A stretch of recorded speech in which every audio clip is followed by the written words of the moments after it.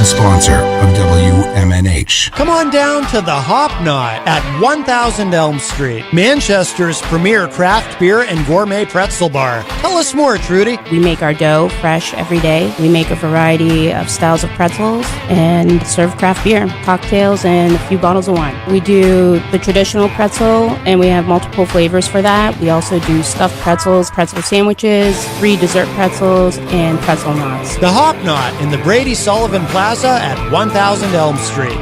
Clemento's Pizzeria, family friendly, awesome for a date night. Clemento's Pizzeria. For delivery, call 603-782-8450. Clemento's Pizzeria, the best pizza in town. 1875 South Willow Street in Manchester, New Hampshire. Best cocktails around. Come in as friends and leave as family. You are listening to WMNH-LP, Manchester's radio, broadcasting at 95.3 megahertz frequency modulation from the top of 1000 Elm Street. Our studios are located at 1045 Elm Street and licensed to Manchester Public Television Service in Manchester, New Hampshire, USA. Contact us by email at WMNH953@gmail.com or through our website at WMNHradio.org.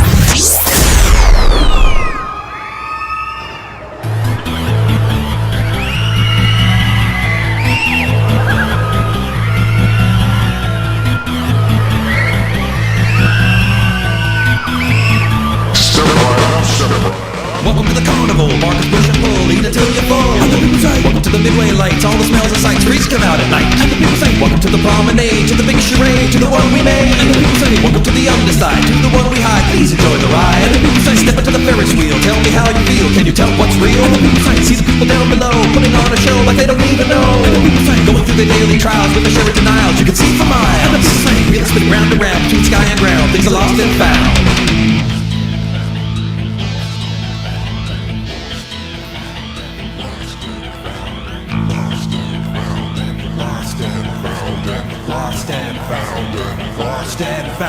It's like nobody sees how they rebound. One day they're lost and then they're found. And then they're lost, it's just the cost of counting all the dice we toss. Of acting like we're in control. So easy passes pay the toll, but an extra piece is invincible. So welcome to the carnival. Welcome back down to earth. Haven't found your worth in this town of earth. And the people say, welcome into the ground you trust. Look around, you must see through all the dust. And the people say, wander through the circus tent, see through all the rents past the present tense. And the people say, freak shows and in between, fun truth and means what's behind the scenes. And the people say lots of things, and not many have any kind of truth that rings. And the proof it stings like the youth that swings. Hammers and slings, unspoken sins. Better get us and it crushes your broken wings.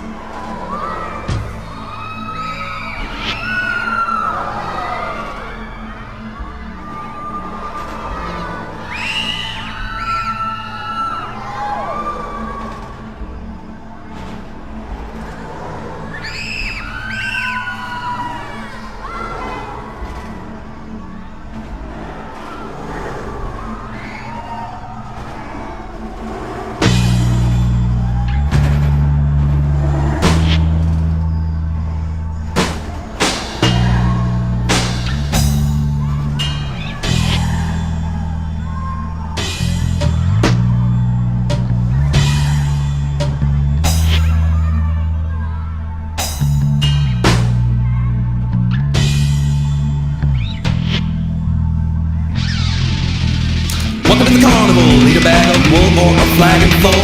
Welcome to the food shanties, want some fried Twinkies, tots and candies. Welcome to the game of chance, wanna rise to the dance, want a prize for romance. Welcome to the shell game, wanna sell your name, risk health for fame. How about a game for free, just you versus me, best 2 out of 3. How about a matinee, see the show, don't pay, stay and go today. How about a show and tell that you know so well, you can sell a spell. How about a deafening sound that's bringing you back like a lost and found.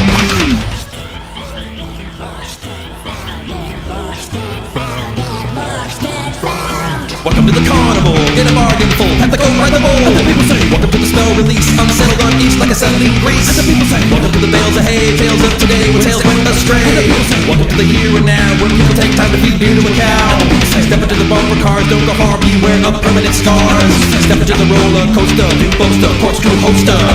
Walk into the parking lot, hope you never ever ever forget what you got. Never forgot what you've lost and found, and never lose track of the sound of your feet on the ground. And the people say lots of things, and not many have any kind of truth that rings. And the proof it stings like the meat that swings. Hammers and slings the unspoken. Sings better get a set of crutches for your broken wings. Please have a seat. With your permission, I'm going to take my coat off. Welcome to the White House, everybody. But guess what? I'm not stopping here.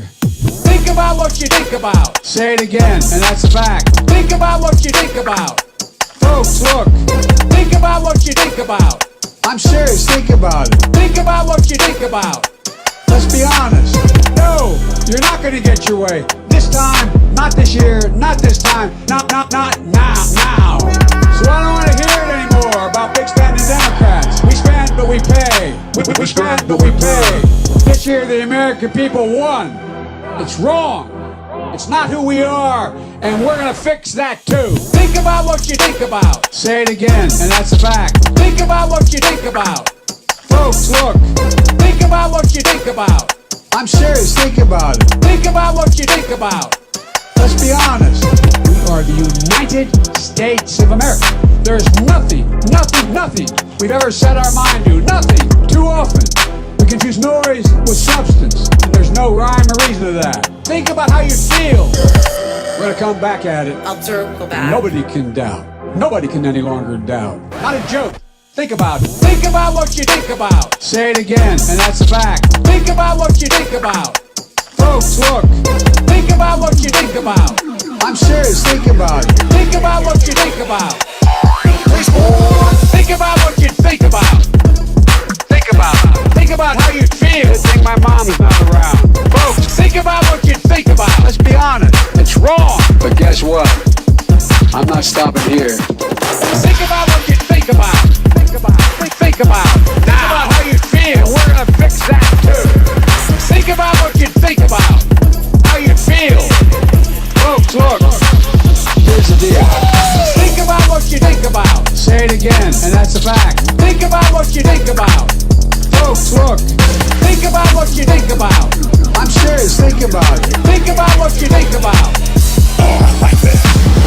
You owe me.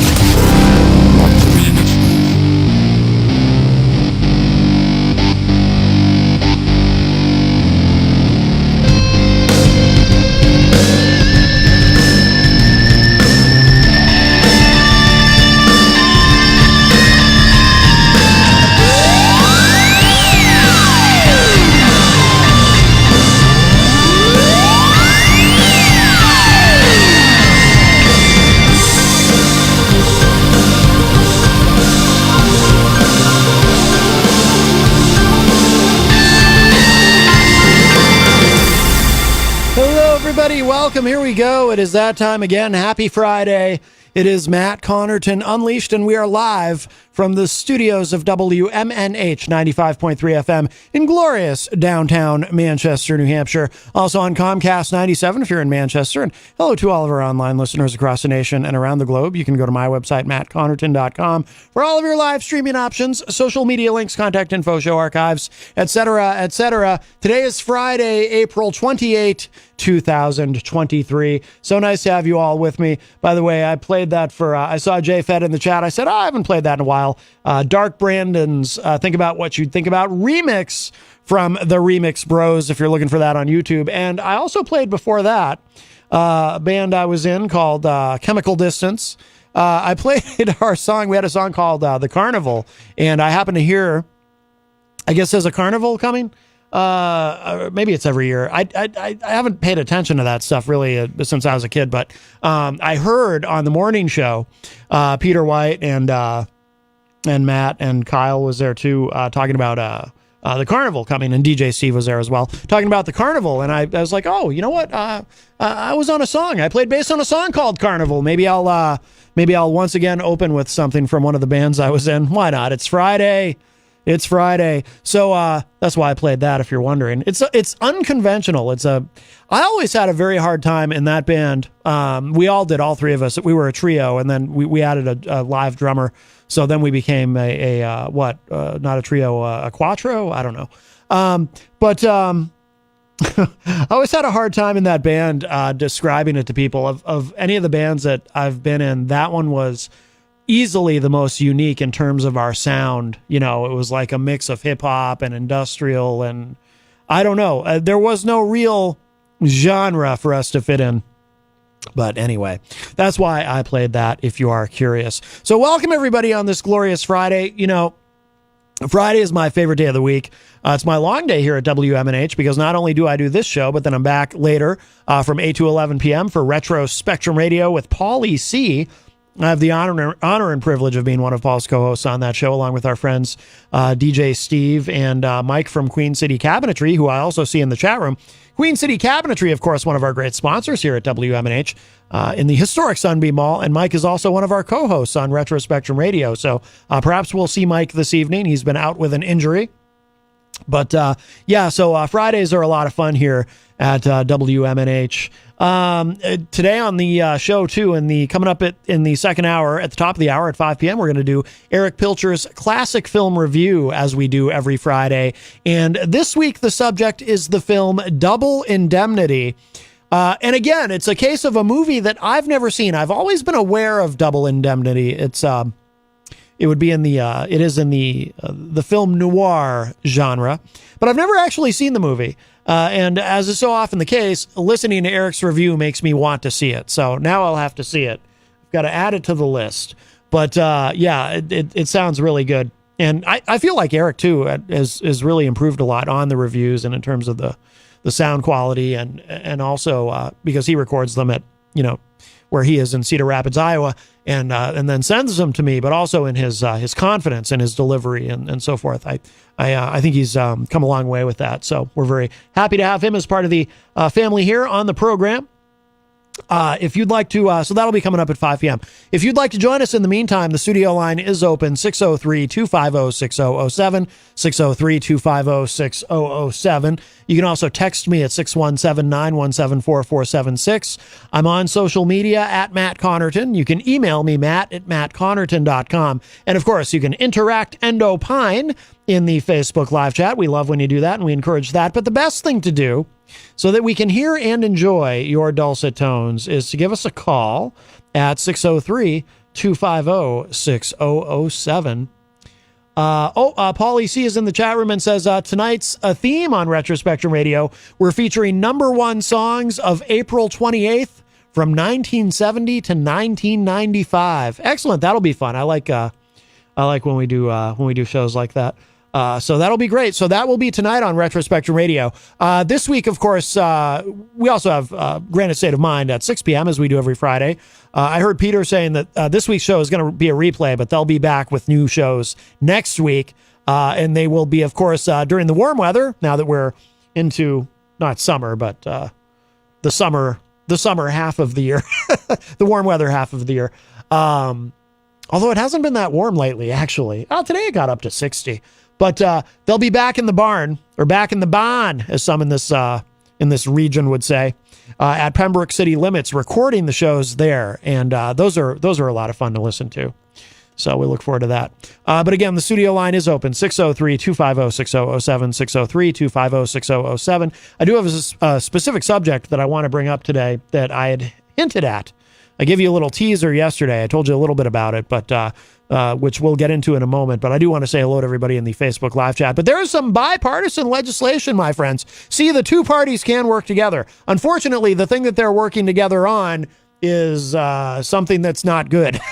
But we'll get to that in a moment. And by the way, some of you might disagree with me. Some of you might think that it is good. So we'll see. I look forward to facilitating the discussion. Erich Pilcher, Erich, we were just talking about you in the film review. Erich joins us in the chat room and says, good afternoon from work, everyone. Good afternoon, sir. JFed is in the chat and says, good afternoon, everyone. And he quoted some lyrics from that Think About What You'd Think About. Is it what you'd think about? Yeah, it is what you'd think about. Although I think in the song he actually said, yeah, he does say that, doesn't he? He does say those exact words. J-Fed quoting some lyrics from the song. Let's be honest, I'm serious about it. Let's see. Mike from Queen City Cabinetry, I did mention, is in there as well. And Pauly C joins us. But let's get into it, shall we? So this is what I was referring to yesterday. I think it was yesterday I had mentioned this. Yesterday or the day before. Oh, by the way, if you missed yesterday's show, please check it out. Peter Pappas was here with us. He performed live in studio during the second hour with his acoustic guitar and his harmonica. Just phenomenal.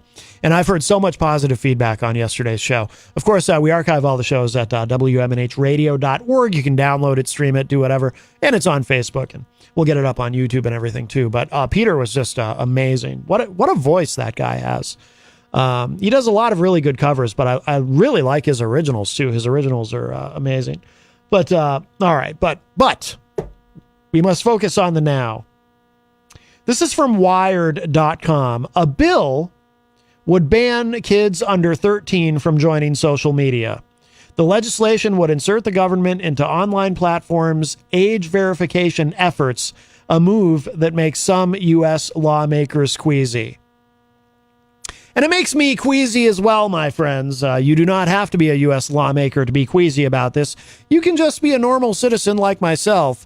I object to this. I think this is a very bad idea.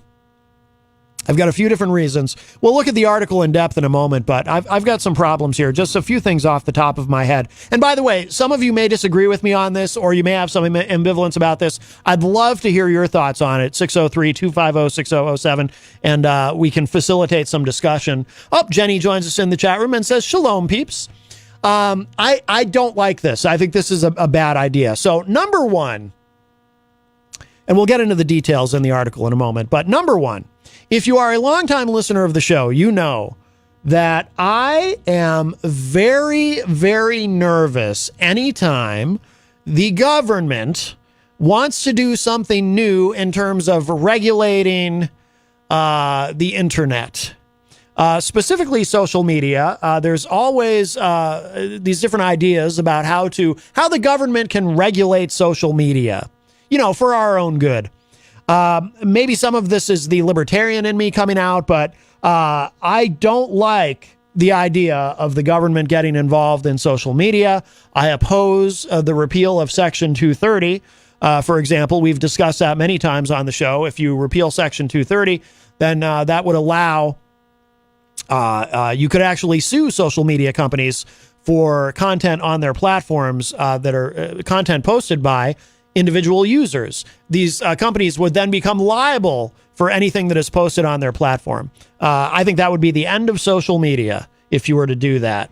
And listen, these companies already police what goes on their platforms anyway. We might not always agree with how they do it, how they approach it, what the rules are, what goes and what doesn't go, etc. But they do that. So I oppose all of that. I think Section 230 should remain in place, etc.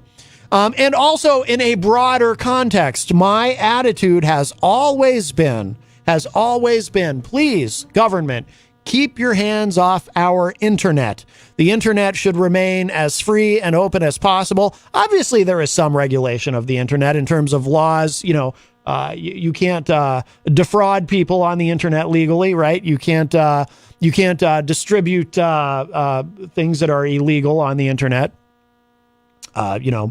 Like child pornography, things like that. There are some common sense things that, from an ethical and moral standpoint, of course, need to be prohibited on the internet, obviously.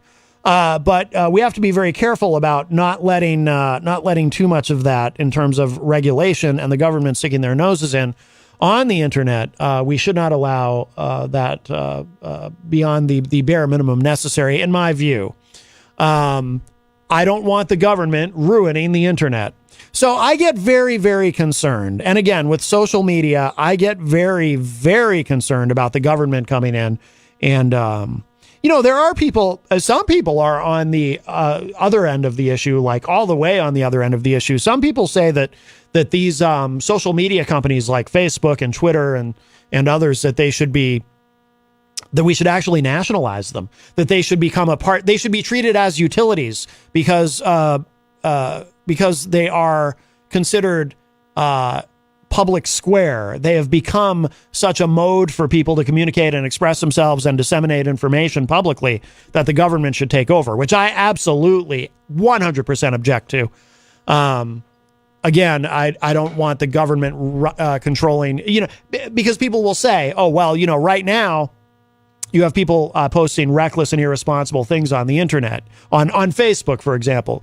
You might have people posting election misinformation. You might have people posting COVID misinformation and so forth, and people posting hate, people using Facebook to recruit for their hate groups. And we do see a lot of that go on, absolutely. And I think Facebook does what they can to try to tamp that down. But what makes anyone think, I guess if you're someone who thinks that these being treated as utilities and the government nationalizing them and taking them over, I guess my question to you would be, what makes you think that, or what makes you trust the government? Let me put it that way. What makes you trust the government anymore with that? Yeah, they might stop, they might do a better job in some ways, I don't know, than these companies themselves of controlling certain things that are dangerous on their platforms. But do you really trust the government to, once you've treated one of these like a utility and you've got full control over it, you can really control the messaging like never before that goes out there. Do you trust the government that much? I don't.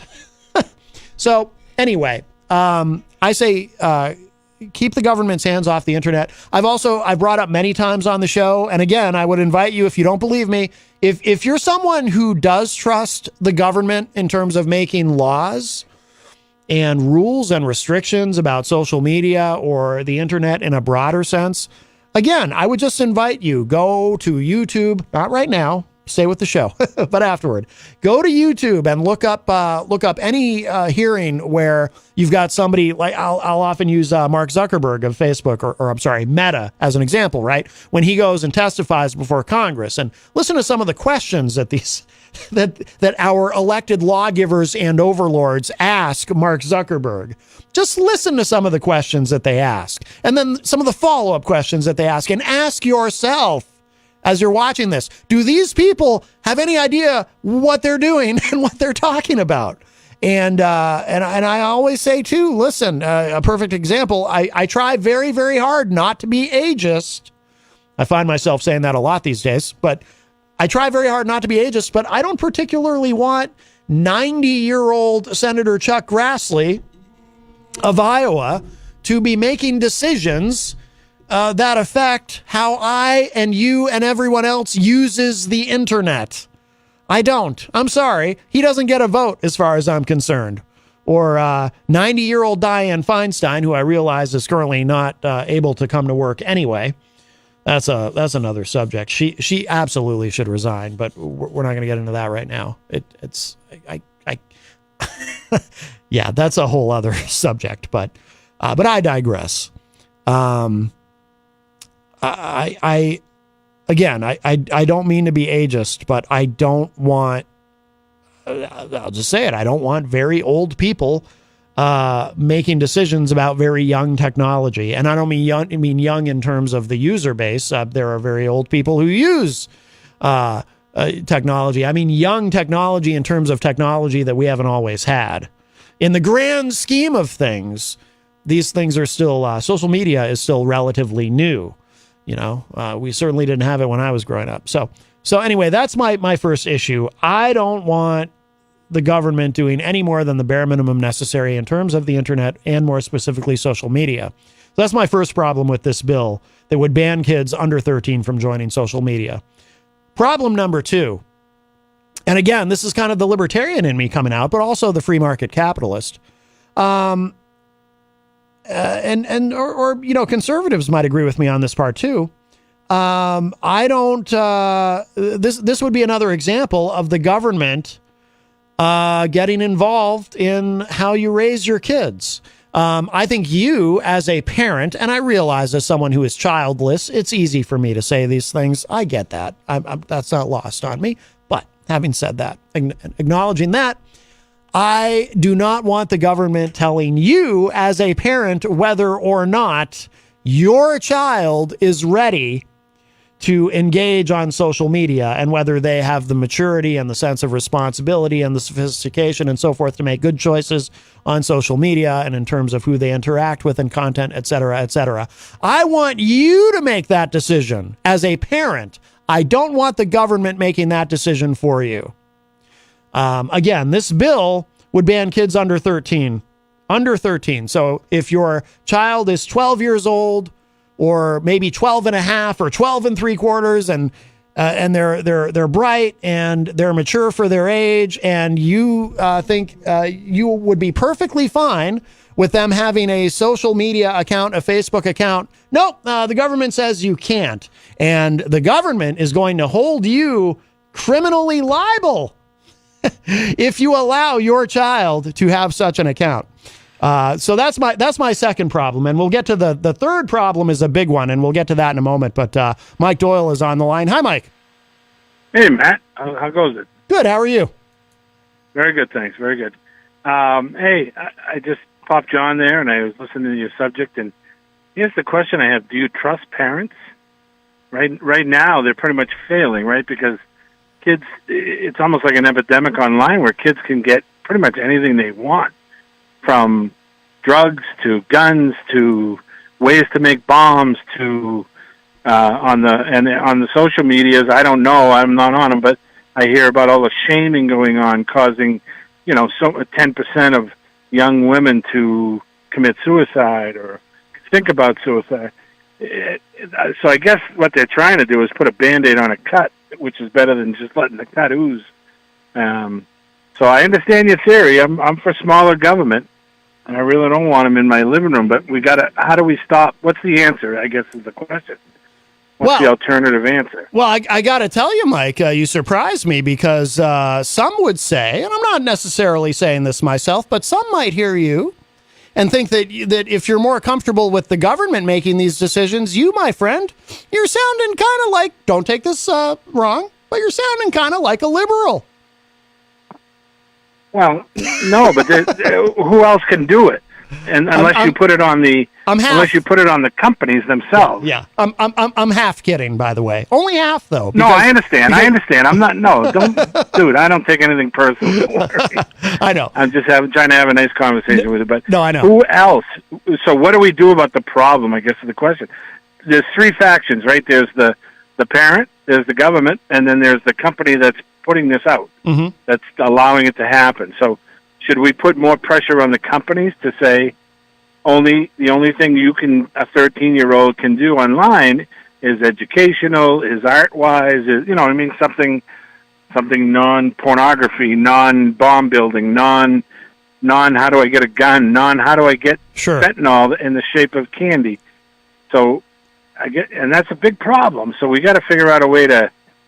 So maybe go after the companies and say, hey, but how would they do that? I guess is the other question.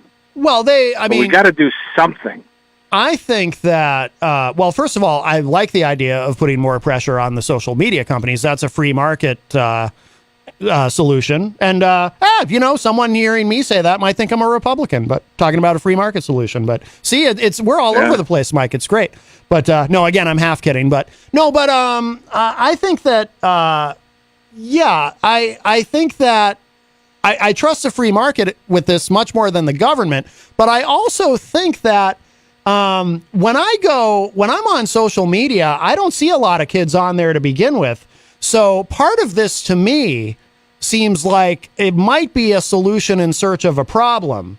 And I don't like solutions in search of problems. And again, this is my libertarian side coming out, because I always say, if you're going to propose any kind of a new law, you've got to convince me that this law is actually doing something positive and that it's not just a feel-good kind of thing. Like when I'm on Facebook, I use Facebook. I don't really use Facebook that much for personal stuff, more for business and stuff. But I don't see a lot of kids. Like, I don't see anybody really under 13 even showing up on my feed for friend suggestions anyway. So I don't think I don't think there are a lot of young kids on social media to begin with. So I don't think that we need to be using the force of government getting involved because I'm very skeptical that it's even happening. And I'm someone who uses social media every day because I use it for business and marketing purposes and to promote the show and various other things. I think you're being a little bit naive as to young people using the internet. I don't know. Every time I see high school kids and stuff, they got a phone in their hand. No, Mike. Instagramming somebody or texting somebody. No, you misunderstand. No. Of course, every high school kid in the country is probably on Facebook. No. I'm talking about under 13 because this bill. The point of this bill is to ban kids under 13 from being on social media. But when I'm on social media, I don't see anybody who looks like they're under 13 to begin with. So I don't know where these kids are that they're so worried about. You know what I mean? That's what I'm saying. I don't know how it works, but are you anywhere near a chat or whatever you guys do that 13s would be jumping into? Or do they have their own thing going? You know what I mean? Which would all 12, 13, 14, 15-year-olds or something and have their own. I don't know how it works, but the question you're asking the question, or you're bringing up the topic, but the key is, what is the solution? There has to be a solution. We can't keep going down this road where kids can freely get at pretty much everything they want, from drugs to guns to, you know what I mean? We just can't. We got to do something. Well, technology is here. Yeah. It's never going to go away, and so we've got to figure out how to tame technology. I don't know how you do it, and I don't know how you do it, but so I guess they're saying let's start with this. And I don't know what is your negative? Just that the government?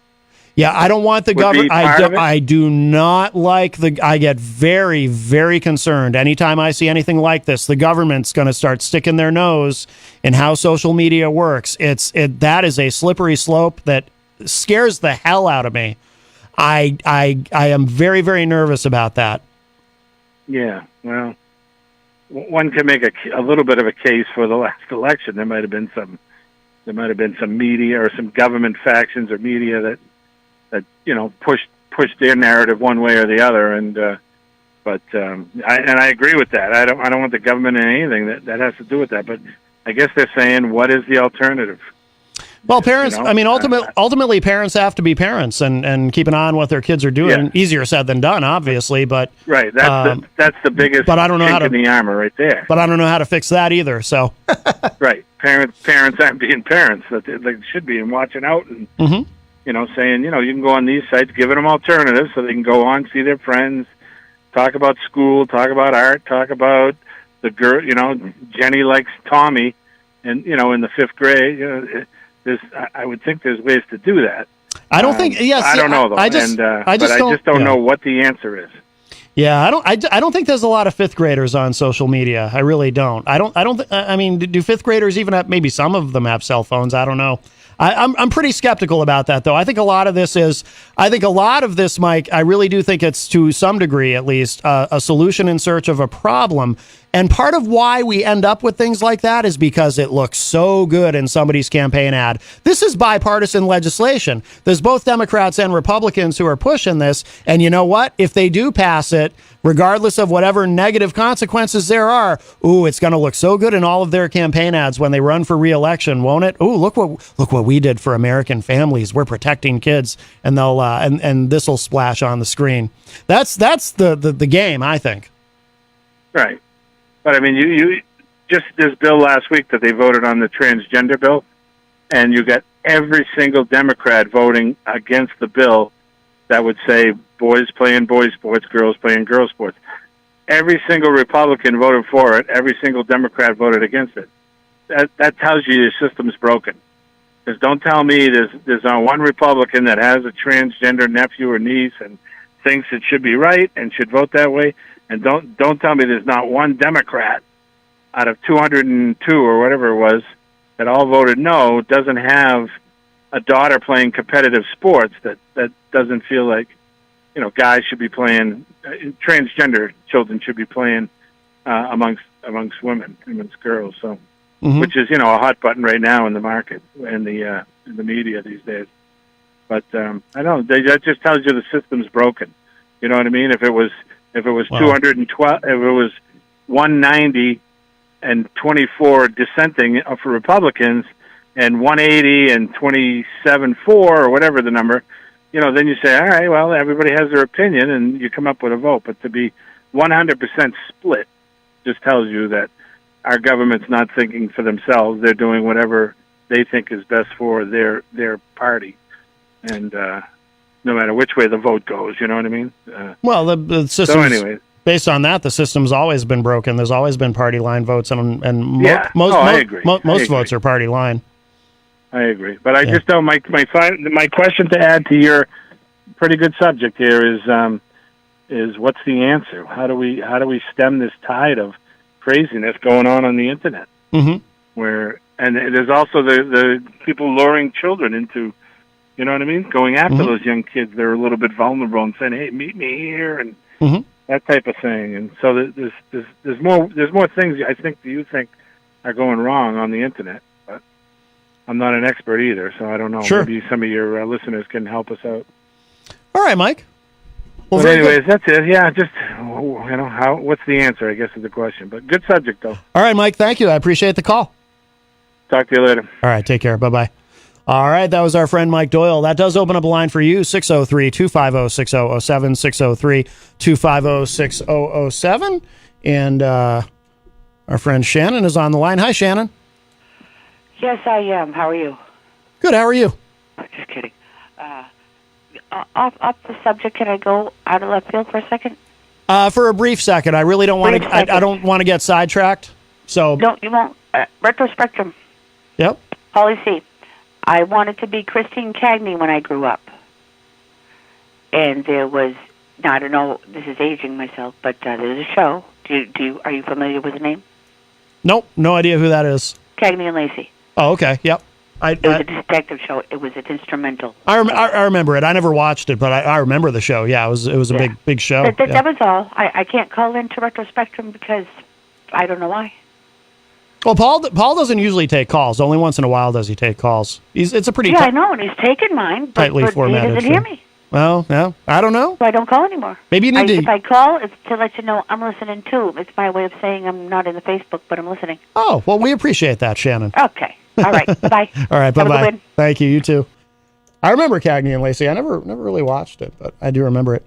No, but getting back to what Mike was saying, I would just say I think, I mean, there's a lot of bad things that go on the internet, and but law enforcement does a lot too. You can never do enough. It's impossible, but law enforcement does a lot to protect kids. For example, and this has been going on for as long as I can remember, law enforcement will send police into chat rooms online and pose as children, and make contact with someone that they think might be harming kids. I don't really want to say anything. I don't even like thinking about that stuff. It's so awful. But anyway, but to try to, as a sting operation, to try to get somebody who's doing that, try to, remember, what was that show? To Catch a Predator, that kind of thing.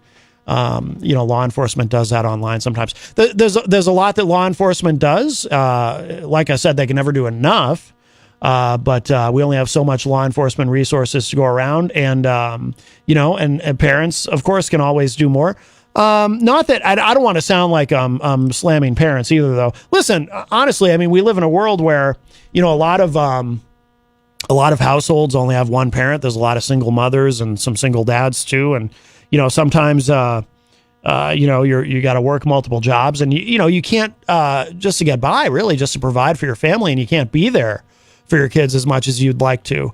There's always economic pressures with that. That's one of the reasons I never wanted to. There's a number of reasons I never wanted to have children myself, and that is one of them. That's a big one. Just the economic pressure. But I don't think the government making laws about this is the answer at all. But like I said to Mike too, also, I don't see a lot of kids on, like when I go on Facebook or Instagram, I don't see a lot of children on there. So again, I think this bill, if you're just joining us, we're talking about this bipartisan bill in the Senate that would ban kids under 13 from joining social media. Crystal, our friend from Illinois, joins us in the chat room and says, hello, everyone. Scott Robinson says, Mike, you just made an excellent point. I couldn't agree with you more. I'll be thinking about, all they're thinking about is their donors. Scott might be using voice to text, but yeah, I mean, that's what, that's what I was saying too, with a bill like this, which again, I think is probably a solution in search of a problem. Because I just don't think there are a lot of kids on social media. And even if there are, again, it should be up to the parents, not the government, whether they can be on social media. But like I said, this looks great. This is the kind of thing. This is exactly the kind of thing that looks great in a campaign ad when you're running for re-election. So there you go. Because that's what our elected lawgivers and overlords are actually concerned with. Melanie La Liberty from the great state of Vermont joins us in the chat and says, hey guys.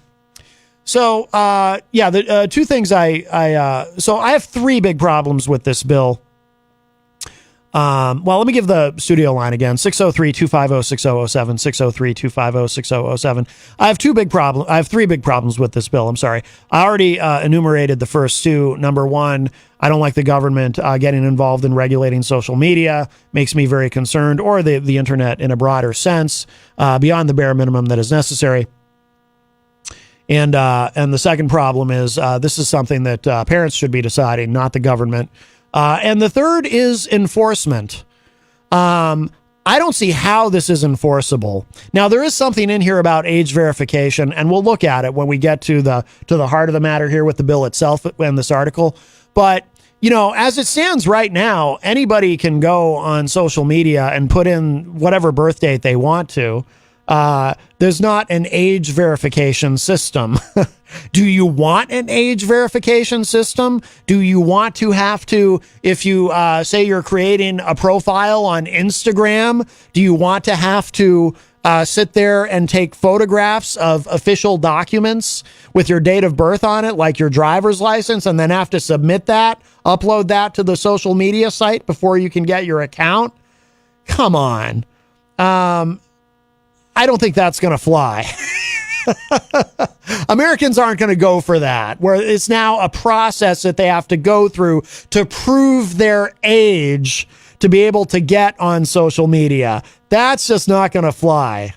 And because that's not going to fly, that means you'll never be able to actually have an enforcement mechanism to do this. So it's not enforceable. And even if you do have enforcement mechanisms, and even if the law says that this is going to be enforced, well, so then what happens? Let's say you have a 12-year-old and you allow them to get on social media, whether they do it honestly or whether they have to fudge something, which, like I said, right now, you can put in whatever date of birth you want. So you let your 12-year-old, who you think is mature and responsible enough to be on social media, you let them on, and somebody somewhere in law enforcement finds out, well, this is a law. This has been made law. Oh, you just broke the law. You allowed your 12-year-old. Are they going to come and arrest you? Are you going to prison because you let your 12-year-old have a Facebook account or an Instagram account? Is that where we're going with this? That's nuts. If that's where we're going with this. Or what if you didn't know about it? What if they did it what if your kid does it behind your back, right? And then you get a knock at the door one day and Officer Friendly is here to take you away because your 12-year-old, without your knowledge, created a Snapchat account, right? This is crazy town we're going to with this. So again, I absolutely object to this. That's my third big problem with it. Crystal in the chat says, part of the problem is today's kids are more technology advanced than their parents, and certainly more than the government is. Agreed, 100%. They've had hearings in Congress, and they had to explain basics to congressmen who had no clue. That's what I was talking about earlier. The government has historically been behind the times in creation of laws when it comes to the internet, instead of keeping pace with recognizing issues or legalities. Also true. Do you really want aging congressmen who have no idea on social media or computers in general to Sorry.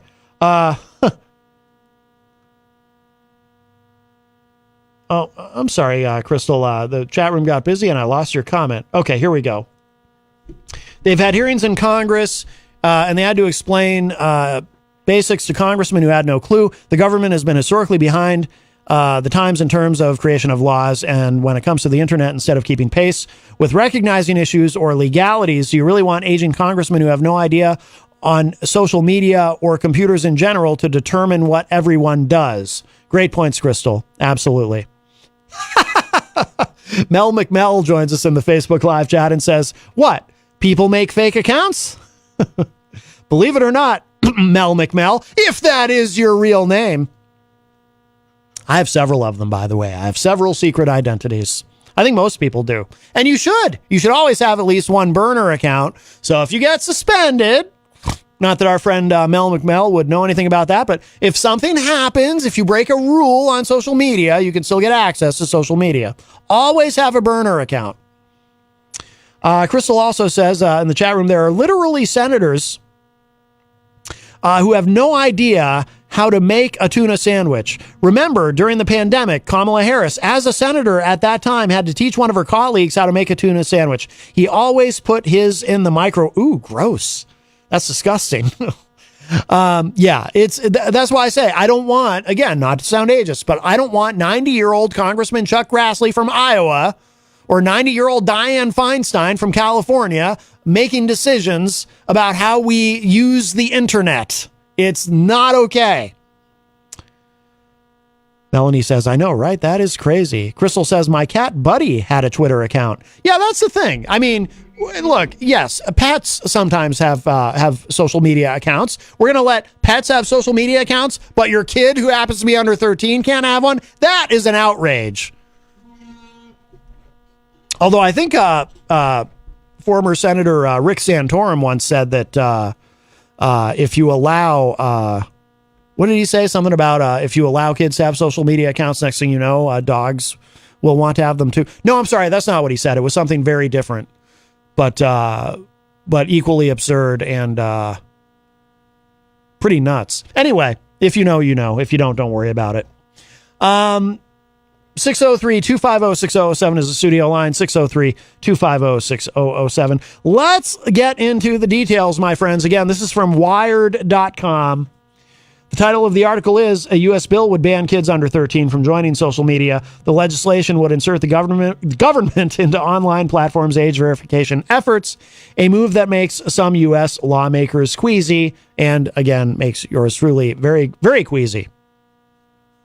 Says here, a new bipartisan federal proposal introduced in the U.S. Senate today would set a national age limit for using social media, effectively banning anyone under 12 and under from using the apps many children currently spend hours a day on.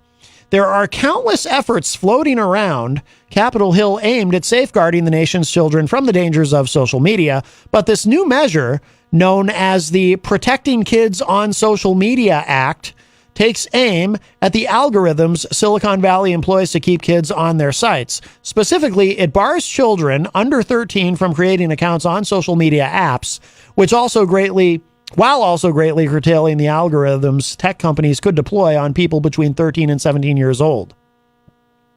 Users under 13 would still be able to view online content provided they aren't logged into an account. Okay, so, well, with some things that wouldn't work, obviously you have to log in, but YouTube you can use without logging in. The bill would also require a parental consent before anyone under 18 could create a profile. It's just more nanny state nonsense. Really? So, you're serious? I didn't even know that was in here. So a 17-year-old wants to make a Facebook account. They have to get permission from mommy or daddy? That's nuts. I'm sorry. This is not going to fly.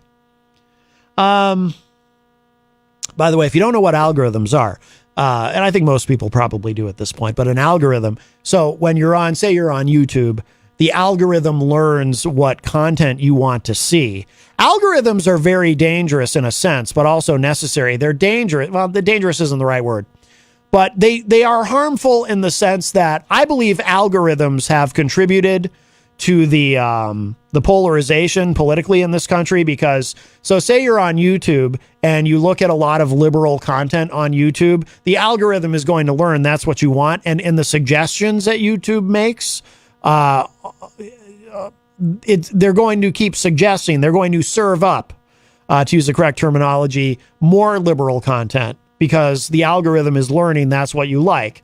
If you're a conservative and you sample a lot of conservative content, the algorithm is going to learn that's what you like to look at and is going to begin to serve up consistently conservative content.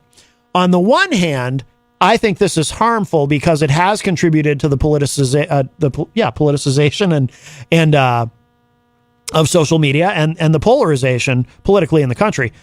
However, on the other hand, I don't know how to solve that, because while the algorithms do contribute to that, you do want, as a consumer, anything that you use, any service that you use, social media or anything, if the service is going to be actively suggesting to you more things that you might like. Forget social media. What about Amazon? If you're shopping on Amazon, the algorithm notices your purchase history, notices products that you've looked at previously, and then suggests more products for you that you might like based on that. So algorithms are good in that sense. You want anything that is giving you content or suggesting products for you to buy or services for you to buy or investments for you to make or whatever it is, right? You want that service to show you things, present you with options that you would probably like. So it makes perfect sense to have these algorithms. You wouldn't want to not have them. The downside is, though, it does help reinforce those echo chambers that people like to exist in, where, you don't have to be exposed to anything that, for example, politically on YouTube, if you're watching political YouTube videos, you don't have to worry about being exposed to anything that might conflict with your ideology or challenge your already deep-seated beliefs, because you're only being served content that reinforces all of that. So that's I don't know what the solution to that is. You've got to have algorithms. The services don't work without algorithms. It doesn't make sense to not have them, but having them does come with a price. It chips away at our critical thinking skills, and it reinforces the echo chambers in which we live, and these this hyper partisan ideological way that Americans like to think about everything political, and even things that are not necessarily political. So I don't know what to do about that.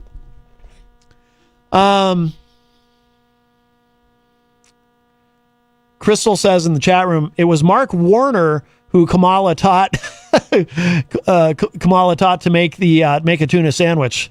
Oh God. Well, God bless her for helping him, I guess. That's good. You don't want to put that in the microwave. That's disgusting. Like, I don't know how to cook anything. Jenny will tell you, I don't know how to cook anything. But I know better than to do that. That's gross. Let's see. It says here, to ensure preteens and children don't create social media profiles, the bill would also create. This isn't going to see. Nobody's going to go for this. You think this? Listen, we talked on the show. I don't know what ended up happening, by the way, with this. I guess nothing's going to happen. But remember, we were talking on the show. We did for multiple days. It was a pretty hot issue. Briefly, TikTok. Possibly banning TikTok, the government banning TikTok. We don't hear anything about it anymore, so I guess that's been forgotten about. I don't know. But I said at the time, I don't think Americans are going to go for the government banning a very popular social media app unless you make the case and convince Americans that there is a legitimate national security threat. You've got to convince us. I'm not even on TikTok, but I just say us as in America. You've got to convince us that there is a very good reason for why, for the first time in American history, you would actually ban a social media app that is enormously popular, that is used by something like 120 million Americans, some huge number, more than 100 million Americans on TikTok. And because if you don't make the case, it's not going to fly. You're going to have an uprising over this. For real. It's a social media site, but but there are larger implications. You can just say, well, it's a social media site. Who cares? There's others. But there are broader implications. If you're going to allow the government to tell you how you can and cannot communicate, what social media sites you can and cannot use, that opens a can of worms. A pretty big one. But this isn't going to fly either. I want to start this paragraph again. I want to make sure that I'm understanding correctly what this bill would do. To ensure preteens and children don't create social media profiles, the bill would also create a government-run age verification program overseen by the Department of Commerce. I'll tell you what. If repealing Section 230 doesn't kill social media, this will. This will. No one is going to tolerate this. A government-run age verification system that you have to go through to set up your Instagram account, not going to fly. The system would require children and their parents to upload identification to prove their age. While legislation does not mandate that companies use the government system, it would nevertheless represent a significant expansion of the government's role in the online ecosystem. Let me tell you what will happen if this becomes law and is actually enforced. You're going to see more platforms like TikTok. What do I mean by that? You're going to see more platforms that are not based in the United States,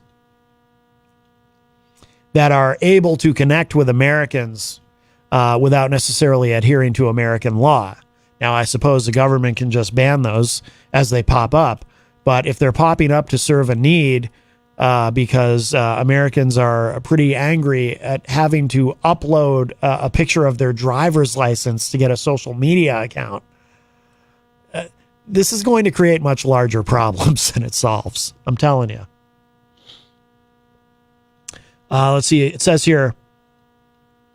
Crystal says, now Matt has Hall & Oates playing in his head. I can't go for that.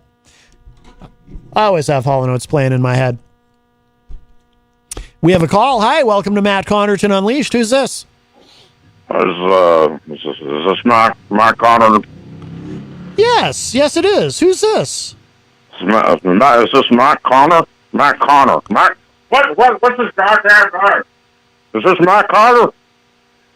This is a very familiar voice. He's kind of mumbly. Hey, Matt Connor. It's Don Imus calling from Purgatory. Don, the ghost of Don Imus is on the line. Oh my God, this is amazing. Yes, it's Don Imus calling from Purgatory. From You're still in Purgatory? How long do you have to stay there? That's crazy. This is, I will say though, this is an honor, sir. I mean, I don't think you were a good person when you were here on Earth, and you were kind of a POS to a lot of people and said some terrible things, but you are a radio legend, and I am talking to your ghost, so this is quite a moment. Well, actually, man, you're talking to me. I didn't really die. I just got arrested, and they sent me to Purgatory. So you've been arrested. They tell me I'm dead. They told me I'm dead. They put me in the ground 6 feet under. I'm here in the Purgatory, but I don't feel dead, man. Damn it, I'm alive. I keep telling them I'm alive. They won't let me come back. I will say this, Don Imus. You do sound more alive to me now than you did at any point in the last 5 or 6 years that you were actually on the radio. Well, thank you, Matt. Thank you. And you sound more alive than ever. I'm a big fan. You know, we get your show over here in Purgatory. Are you saying Purgatory? You are saying Purgatory, right? I just want to make sure you're in the right place. Purgatory, yes. I'm sorry. I'm eating right now. I'm having lunch right now. But you say you're not actually dead. So are you in? Are you just buried somewhere in Purgatory, Texas, and they won't let you out? Is that what's going on? No, I'm actually here in the Purgatory. Flew first class here, by the way, Matt. Flew first class here to Purgatory, and it's a nice day here. I think I am dead. Actually, they do tell me I'm dead, but I don't feel dead, Matt. Right. They brought me in a room. They questioned me for 3 hours. They told me I'm dead. They had me sign some paperwork, Matt, and I'm here now in Purgatory. It's an undisclosed amount of time that I'm going to be here, but it should be soon that I'll be going to heaven, Matt. That's very exciting. Well, are you sure? Does everyone in How's your Donkey Kong, Matt? That sounds familiar. I think you might have asked me that once before when I called into your show many years ago. Wow. How's my Donkey Kong? It's great. So, a very important question: do you get to continue to wear your cowboy hat in Purgatory? I told you, man, I shouldn't call in until we have some material on this. I mean, this is our first time talking. I've never spoken to the ghost of Don Imus before. I'll tell you what we're going to do, man. You and I, when I come down to visit the Pioneer from Purgatory, we're going to sit down, we're going to write some material, and we're going to think of some funny things for me to say. That's great. It'll be just like you're back on the radio. It'll be just like you're back at WABC, or I'm sorry, WNBC. WNBC, yes. Right here in New York City. Yeah, it'll be like you're back home. Well, that's right, because, how's your Donkey Kong can get really old, really fast. Yes, I think at some point you would stop saying that later in your career, probably around the time that you started copying Howard Stern, trying to be more like him. True, Howard, true. Yeah, so even in death, you're still upset with Howard Stern. I don't like Howard. He took all my material. Well, he had glowing things to say about you when you passed away. Matt, a lot of people mistake me for Larry Flynn. Yes. I know someone who thinks you sound like him. I think you sound like Don Imus. That's how I figured out that it was the ghost of Don Imus.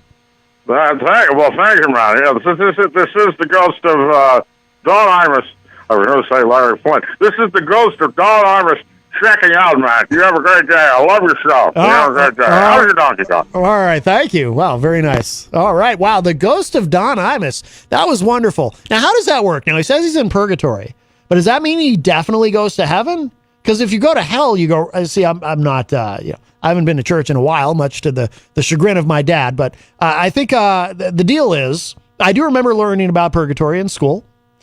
Catholic school. I think the deal is if you go to purgatory, you go there to burn off your sins, and then you get to go to heaven. But if you go to hell, you go straight to hell. I think, right? Because that wouldn't be very fair, right? If you go to purgatory, and then you're thinking, oh, cool, I'm in purgatory. Maybe next I get to go climb that ladder over there and get to heaven. And then turns out, no, you just fall into the pit of hell. That would be terrible. That would be insult to injury. Am I right?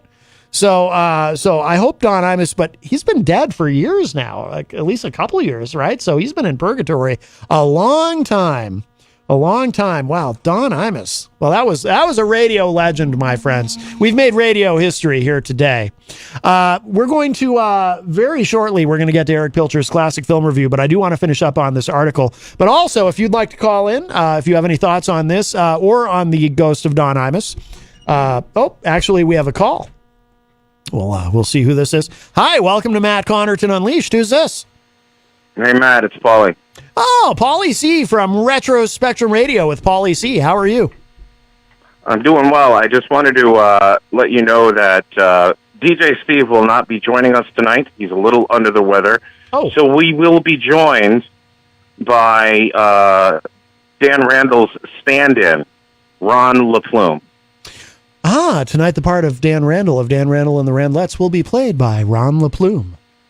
That is correct. He will be joining us tonight in the studio. Good. So it'll be you and I and Ron LaPlume, and DJ Steve will be calling in at 9 to play the Name That 9 at 9. Oh, wonderful. I haven't seen Ron in a while. What about Mike from Queen City Cabinetry? Is he still Mike injured? Mike sent me a message about an hour ago promising that he will be back next week.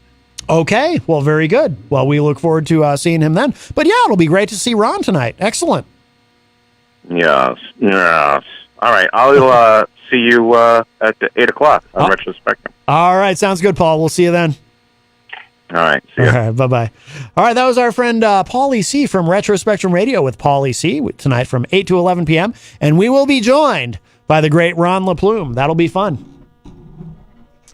Oh, yes. Mike says, yes, he will definitely be here next week. He says, it's like going straight to jail in Monopoly when you go straight to hell. DJ Steve is in the chat room. He enjoyed the call from the ghost of Don Imus. All right, well, let's finish up this article. So it says here, so again, this is about the bill to ban anyone under 13 from social media. As such, the bill could upend the internet as we know it by adding substantial government oversight over social media platforms. The bipartisan legislation's being met with bipartisan skepticism. Yes, it has both bipartisan support and bipartisan skepticism. Senator Tina Smith, a Minnesota Democrat, said, quote, "We kind of went through this when Tipper Gore was trying to ban music for some people," unquote. That's a good way of, that's a good observation, yes. The legislation's sponsors are offended by the comparison. In fact, they say their proposal purposely avoids content altogether. Chris Murphy, Connecticut Democrat, says, quote, "Let's be clear. This bill is completely content neutral. All it says is that you cannot build a purposefully addictive program that leads especially vulnerable children down deep, dark rabbit holes," unquote. That's not a convincing argument to me. The broadly bipartisan effort also showcases the pressure ratcheting up on party leaders by rank-and-file lawmakers on both sides of the aisle who are demanding Congress to act to protect children after years of watching similar efforts dither. Yeah, well, the reason similar efforts dithered is because, you got to come up with an actual good idea. Who am I kidding? You don't have to come up with a good idea for politicians to pass it into law. That's not what I mean. But there is, when it comes to the internet and social media, there does seem to be dithering. Freshman Senator, I just like that word. Freshman Senator Katie Britt, an Alabama Republican, ran as a mama on a mission, quote unquote, and says this is a personal issue to her and others. Britt says, quote, "Bringing the issues that we talk about as parents in the home with our friends, we watch unfold before us in our schools and our communities. That's what we're here to do, is to bring that voice, the voice of parents," unquote. I'm not even sure what that meant. That was a kind of a little bit of a word salad there. I mean, if you're trying to bring the voice of parents, how about letting the parents have their own voice instead of the government deciding what their kids can have access to and what they can't? The Katie Britt, you Alabama Republican, sounds like a rhino to me. Again, I'm half kidding. As to whether their measure could stifle the next generation of tech entrepreneurs, Britt says the opposite is the case. Quote, "That's what we're fighting for. You want our kids to be healthy and prepared to achieve their American dream," unquote. There's a real disconnect here. Nothing. Okay, great. Yeah, I agree. And this helps them how? Arkansas Senator Tom Cotton is the other Republican author. On the Democratic side, Senator Murphy of Connecticut is joined by Brian Schatz of Hawaii as a lead sponsor. All four are young, in Senate terms at least, and all have young children. Keep your kids off of there then if you're worried about it, but don't punish the rest of the country. While all the major Silicon Valley social media firms, from Instagram to TikTok, say they block children from using their apps, these senators say those efforts have failed. Schatz says, quote, "It's not working. There's no free speech right to be jammed with an algorithm that makes you upset, and these algorithms are making us increasingly polarized and disparaging and depressed and angry at each other. And it's bad enough that it's happening to all of us adults. The least we can do is protect our kids," unquote. This hits on something with me. Okay, so Let's look at this again. Let's look at what he said. There's no free speech right to be jammed with an algorithm that makes you upset, and these algorithms are making us increasingly polarized and disparaging and depressed and angry at each other. How convenient. Blame social media. Blame social media. Right. If these kids are running into this, it's the fault of social media, so we have to do something about it, right? We can't just blame, ourselves. Do we not, as adults, create the world that our children have to grow up in? A lot of people get this wrong, I feel. People blame social media, talk about how awful social media is, how it's a cesspool of negativity and hate. And by the way, a lot of it is, and a lot of it's not. A lot of it is wonderful and good and positive. It's all about what you make it, what you choose to engage in, who you choose to engage in it with. We create the world that our kids have to live in. That includes on social media. You can go on social media at any moment of the day and see lots of grown adults being mean and angry and hateful and disparaging and putting a whole lot of negativity on social media, and thereby doing so also out into the world.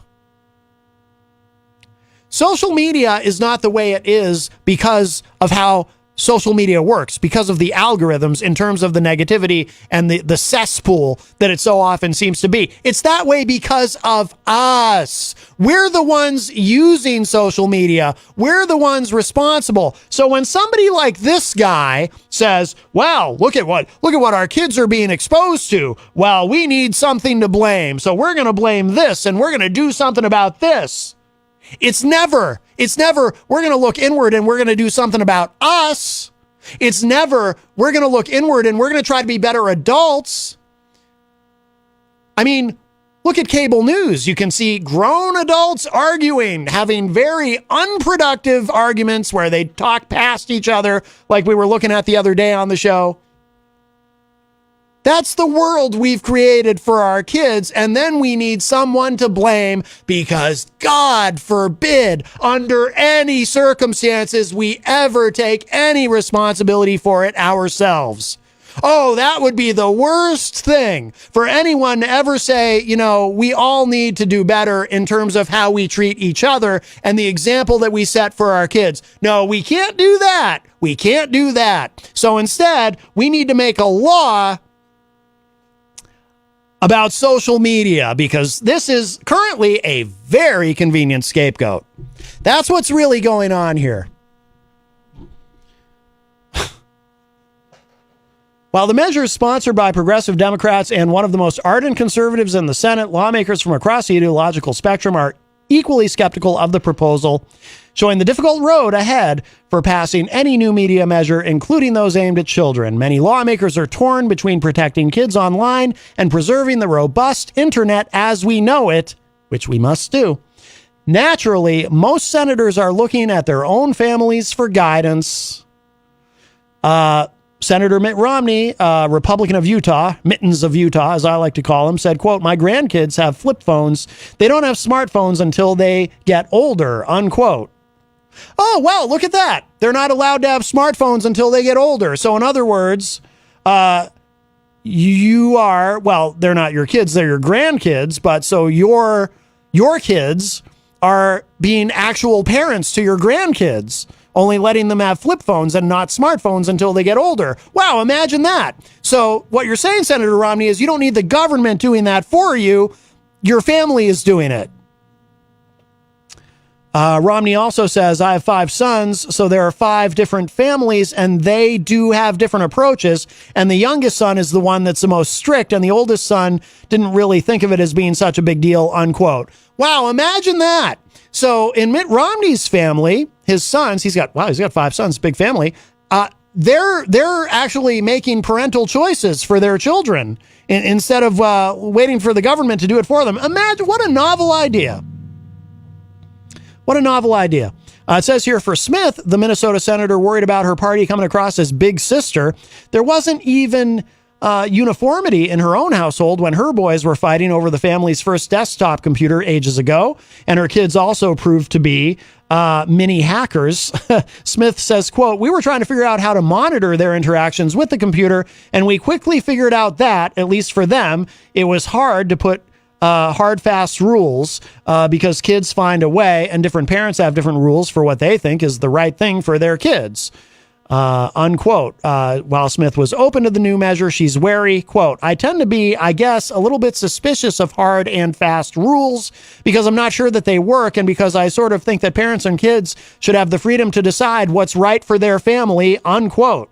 Yes, agreed. While Smith is a progressive Democrat on this measure, she's currently aligned with Senator Rand Paul, who I tend to find to be an incredible disappointment in recent years, but I agree with him here.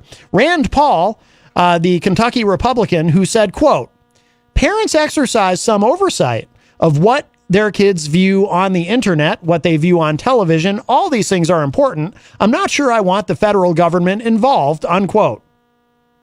I agree. Now, it says here, the new measure also has competition. We're going to finish with this, and then we're going to get to Erich's review. The new measure also has competition. Just last week, Senators Richard Blumenthal, a Connecticut Democrat, and South Carolina's Lindsey Graham, the top Republican on the Senate Judiciary Committee, reintroduced their Earn It Act, the Eliminating Abusive and Rampant Neglect of Interactive Technologies Act. Oh, God, just from the name, The measure would strip away the current... See, this is bad. The measure would strip away the current Section 230 protections for any sites that publish... okay. See, I don't even like talking about that, but certain kinds of content, which these sites already police this, though.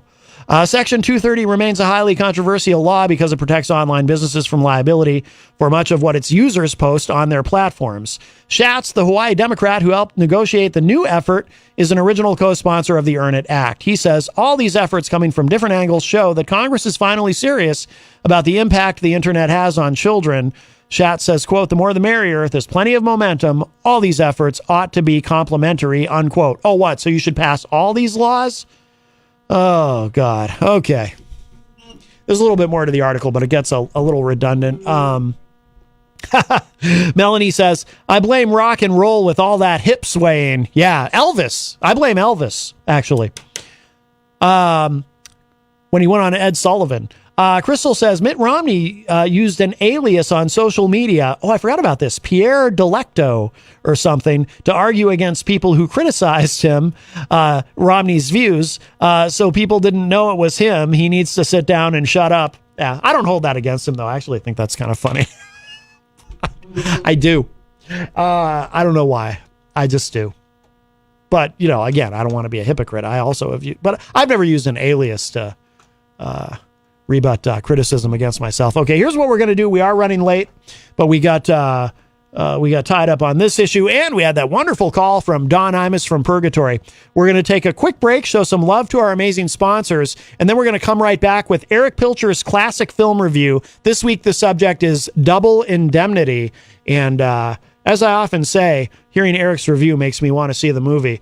But so there's plenty more to come today on Matt Connarton Unleashed. So don't go anywhere. Come on down to the Hop Knot at 1000 Elm Street, Manchester's premier craft beer and gourmet pretzel bar. Tell us more, Trudy. We make our dough fresh every day. We make a variety of styles of pretzels and serve craft beer, cocktails, and a few bottles of wine. We do the traditional pretzel, and we have multiple flavors for that. We also do stuffed pretzels, pretzel sandwiches, 3 dessert pretzels, and pretzel knots. The Hop Knot in the Brady Sullivan Plaza at 1000 Elm Street. Bring your kitchen to life with Queen City Cabinetry, located at 87 Elm Street in the historic Sunbeam Mall in Manchester. Open Monday through Friday, 9 a.m. to 5:30 p.m. and Saturdays, 10 a.m. to 2 p.m. They can be reached at 603-222-2007 or on the web at queencitycabinetrynh.com. Come see the possibilities. Queen City Cabinetry, another proud sponsor of WMNH. Clemento's Pizzeria. Family friendly, awesome for a date night. Clemento's Pizzeria. For delivery, call 603-782-8450. Clemento's Pizzeria. The best pizza in town. 1875 South Willow Street in Manchester, New Hampshire. Best cocktails around. Come in as friends and leave as family. This hour on WMNH is sponsored by CGI Business Solutions, located at 5 Dartmouth Drive in Auburn. They serve all your business needs, including employee benefits planning, corporate design and business administration, investments and wealth management, and customized business insurance solutions. Their phone number is 866-841-4600 or on the web at cgibusinesssolutions.com. WMNH, rip the knob off. Office memorandum. Walter Neff to Barton Keyes, claims manager. Los Angeles, July 16th, 1938. Dear Keyes, suppose you'll call this a confession when you hear it. Well, I don't like the word confession. I just want to set you right about something you couldn't see because it was smack up against your nose. You think you're such a hot potato as a claims manager, such a wolf on a phony claim. Maybe you are. But let's take a look at that Dietrichson claim. Accident and double indemnity. You were pretty good in there for a while, Keyes. You said it wasn't an accident. Check. You said it wasn't suicide. Check. You said it was murder. Check. You thought you had a cold, didn't you? All wrapped up in tissue paper with pink ribbons around it. It was perfect. Except it wasn't because you made one mistake. Just one little mistake. When it came to picking the killer, you picked the wrong guy. You want to know who killed Dietrichson? Hold tight to that cheap cigar of yours, Keyes. I killed Dietrichson. Me, Walter Neff. Insurance salesman. 35 years old, unmarried, no visible scars. Until a while ago, that is. Yes, I killed him. I killed him for money. And for a woman. And I didn't get the money, and I didn't get the woman. Pretty, isn't it? Double indemnity is an insurance clause that pays out double the policy limit if the insured individual dies due to an accident. It is a common provision, but for our intents and purposes, it defines the start of the film noir genre. Released in 1944, directed by Billy Wilder, he also co-wrote this film with famed hard-boiled detective writer Raymond Chandler. Double Indemnity weaves the captivating tale of insurance salesman Walter Neff, played by Fred McMurray, who on what appears to be a standard sales call, meets the sultry and alluring Phyllis Dietrichson, Barbara Stanwyck, and becomes instantly smitten. This leads Neff down a road of lust, murder, and deception. The film also features the fast-talking film legend Edward G. Robinson as Barton Keyes, an adjuster that sniffs out phony claims with ease. Fast talking is a primary staple of film noir, and really drives this film with its biting dialogue and crisp words. First, we will hear the end of the initial conversation between Mrs. Dietrichson and Neff. The dialogue is so powerful, profound, and verbose here. Also, try and pick up on the innuendo between the two. And then at the conclusion of this scene, we hear another fantastic example of a film noir staple. Haunting voiceover narration by Neff. You're a smart insurance man, aren't you, Mr. Neff? Well, I've been at it 11 years. Doing pretty well? It's a living. You handle just automobile insurance or all kinds? All kinds. Fire, earthquake, theft, public liability, group insurance, industrial stuff, and so on right down the line. Accident insurance? Accident insurance? Sure, Mrs. Dietrichson. Wish you'd tell me what's engraved on that anklet. Just my name. As, for instance? Phyllis. Phyllis, huh? I think I like that. But you're not sure. I'd have to drive it around the block a couple of times. Mr. Neff, why don't you drop by tomorrow evening around 8:30? He'll be in then. Who? My husband. You were anxious to talk to him, weren't you? Yeah, I was, but I'm sort of getting over the idea, if you know what I mean.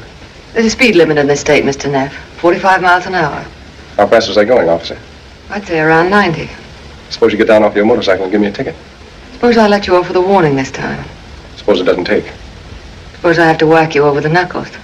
Suppose I bust out crying and put my head in your shoulder. Suppose you try putting it on my husband's shoulder. That tears it. 8:30 tomorrow evening, then.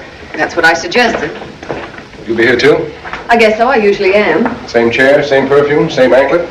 I wonder if I know what you mean. I wonder if you wonder. It was a hot afternoon, and I can still remember the smell of honeysuckle all along that street. How could I have known that murder can sometimes smell like honeysuckle?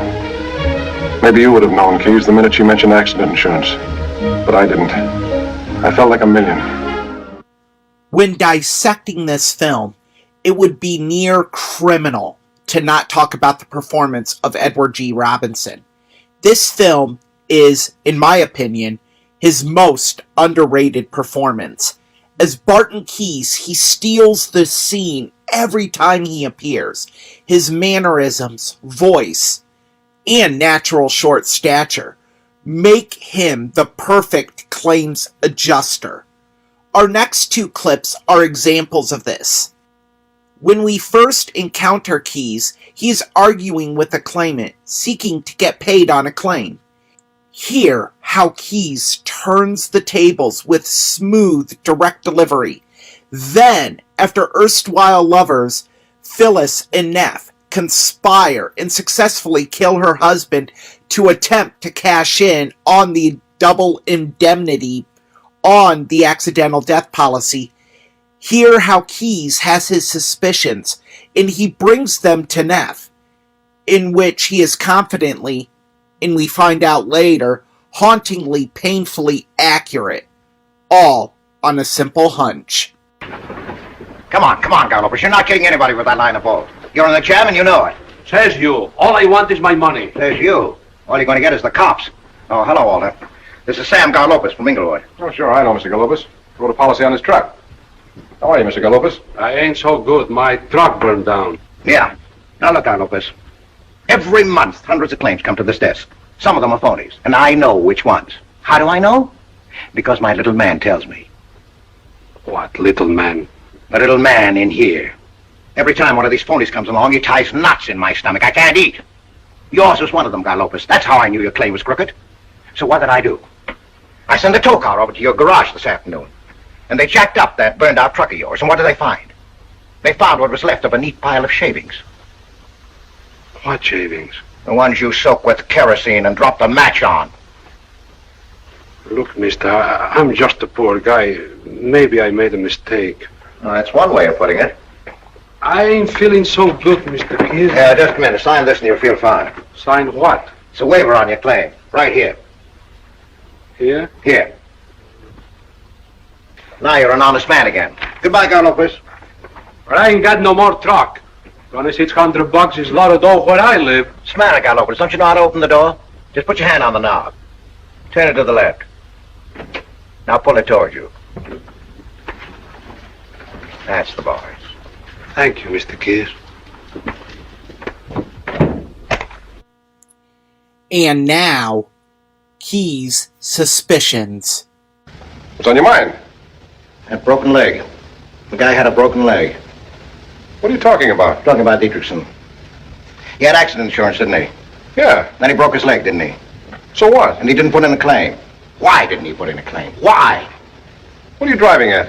Walter, I had dinner 2 hours ago. And is stuck halfway. Little man of yours is acting up again, huh? There's something wrong with the Dietrichson case. Why, because he didn't file a claim? Maybe he just didn't have time. Maybe he just didn't know that he was insured. No, that couldn't be it. You delivered the policy to him personally, didn't you? Yeah. You got his check? Sure I did. Got any bicarbonate of soda? No, I haven't. Walter, I've been living with this little man for 26 years. He's never failed me yet. There's got to be something wrong. Well, maybe Norton was right. Maybe it was suicide. No, not suicide. But not an accident either. What else? Now look, Walter. A guy takes out an accident policy that's worth $100,000 if he's killed on the train.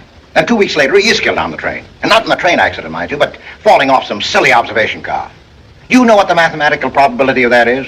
1 out of, I don't know how many billions. And after that, the broken leg.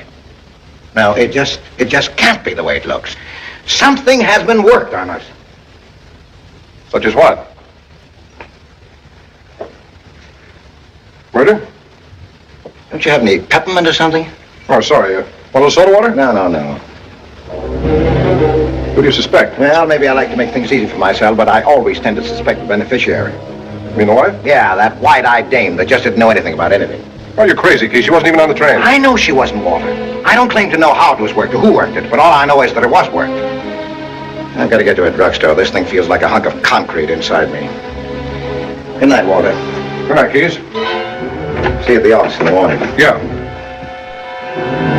I'd like to move in on her right now, tonight. If it wasn't for Norton and his tri-pants ideas about company policy, I'd have the police after her so fast it would make her head spin. They put her through the ringer. And, brother, the things they would squeeze out. Well, they haven't got a single thing to go on, Keith. Oh, not too much. Just 26 years experience, all the percentage there is, and this hunk of concrete in my stomach. You want one of those things?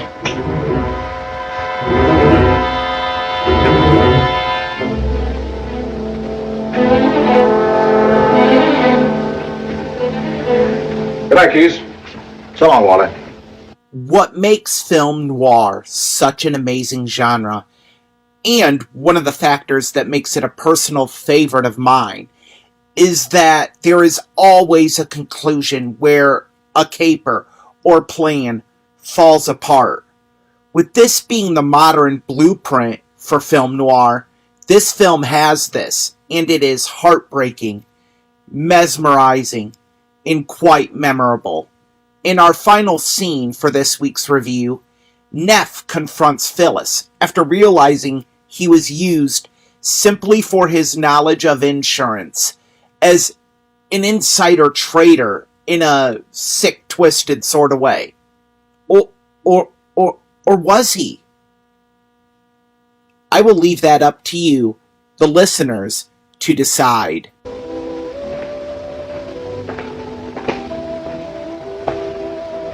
Hello, baby. Anybody else in the house? Nobody, why? What's that music? Radio up the street.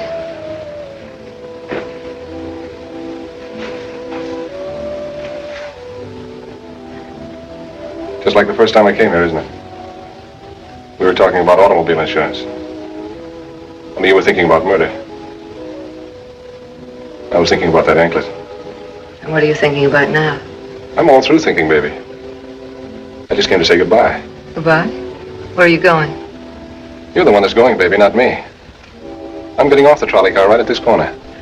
Suppose you stop being fancy. Let's have it, whatever it is. All right, I'll tell you. A friend of mine's got a funny theory. He says when two people commit a murder, it's sort of like they're riding on a trolley car together. One can't get off without the other. They're stuck with each other. And they have to go on riding together clear to the end of the line. The last stop is a cemetery. Maybe he's got something there. You bet he has.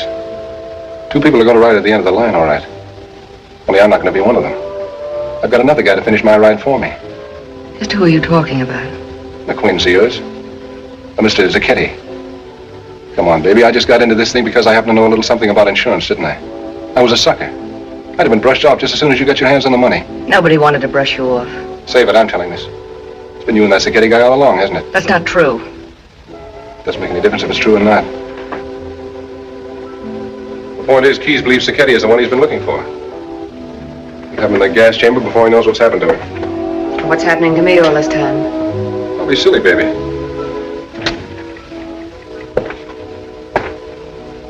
What do you think's going to happen to you? You helped him do the murder, didn't you? That's what Keyes thinks, and what's good enough for Keyes is good enough for me. Maybe it's not good enough for me, Walter. Maybe I don't go for the idea. Maybe I'd rather talk. Sometimes people are where they can't talk. Under 6 feet of dirt, maybe. And if it was you, they'd charge that up to Sacchetti, too, wouldn't they? Sure they would. And that's just what's going to happen, baby.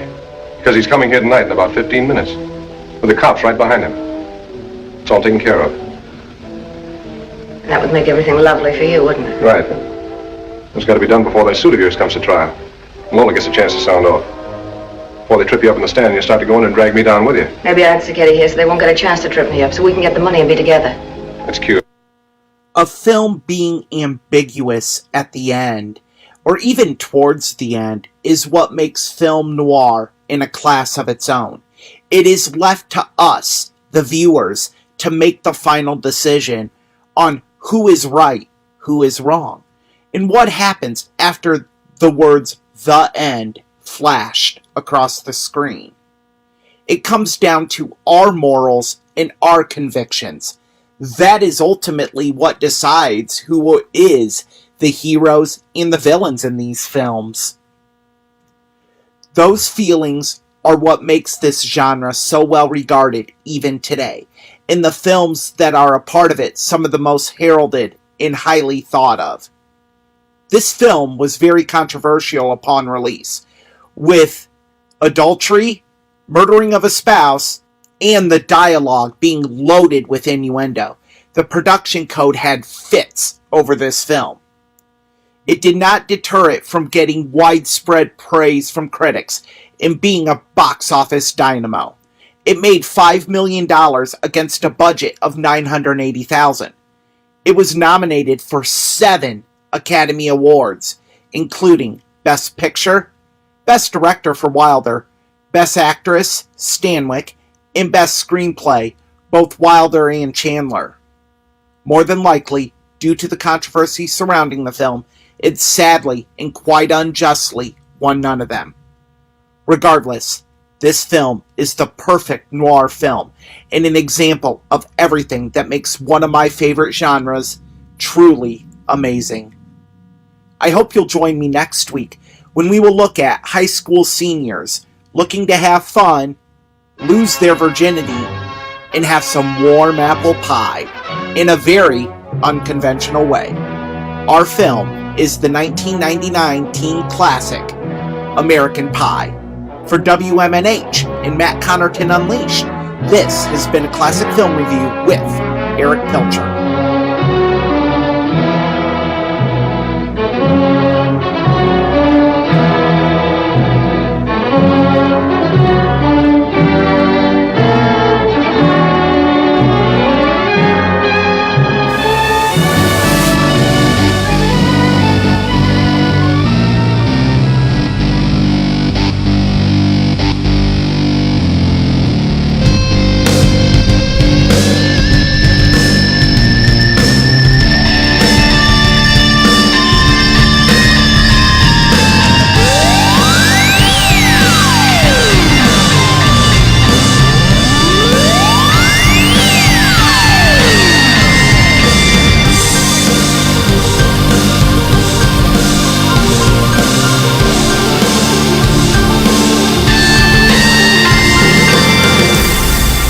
Welcome back, everybody. As we cruise into our final segment, it is Matt Connarton Unleashed, and we are live from the studios of WMNH 95.3 FM in glorious downtown Manchester, New Hampshire. Also on Comcast 97 if you're in Manchester. And hello to all of our online listeners across the nation and around the globe. You can go to my website, mattconnerton.com, for all your live streaming options, social media links, contact info, show archives, etc., etc. Today is Friday, April 28, 2023. Friday, of course, my long day here at WMNH. We've got... right after this show, we've got a repeat of Granite State of Mind, hosted by the great Rob Azevedo and Pauly Stone.